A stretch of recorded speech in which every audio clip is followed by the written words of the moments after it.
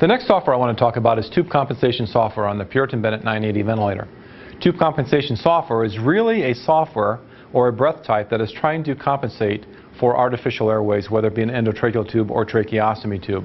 It does basically a very simple process by looking at the size of the endotracheal tube and the theoretical length of it, and looking at a lookup table of flow to determine how much pressure support it would take to overcome the imposed work from the artificial airway. So let's look at setting that up. I'll go under the vent setup mode first. I'll go under spontaneous. It does work under SIMV or spontaneous, and it really is an invasive spontaneous breath type as well.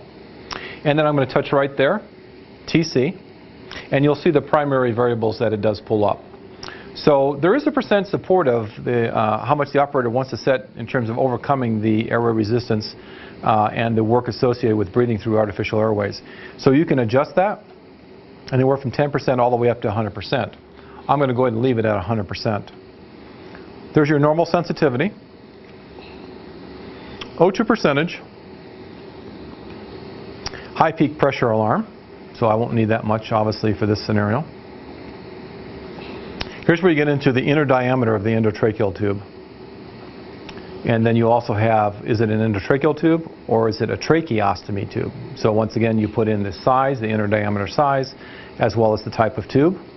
And then finally, we've seen this before. If it's new to you, it's the high inspired tidal volume alarm limit. And once the patient actually hits this limit, the breath actually will truncate and stop. So I'm going to set that at a liter for right now.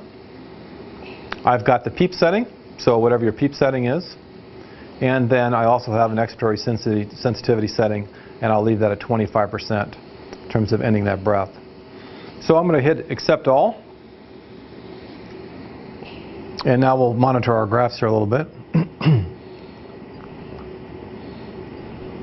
I'm going to adjust my scale a little bit on my pressure graph now because we're looking at smaller detail. So as that patient pulls more aggressively, what you're seeing is that it will actually deliver more pressure the more flow comes across the endotracheal tube. So it's using that lookup table. High flow, more pressure. Low flow, less pressure. So this software monitors the patient's inspiratory flow every 5 milliseconds and then adjusts the delivered pressure accordingly. With that, I would refer you to the operator's manual for additional details around the tube compensation software.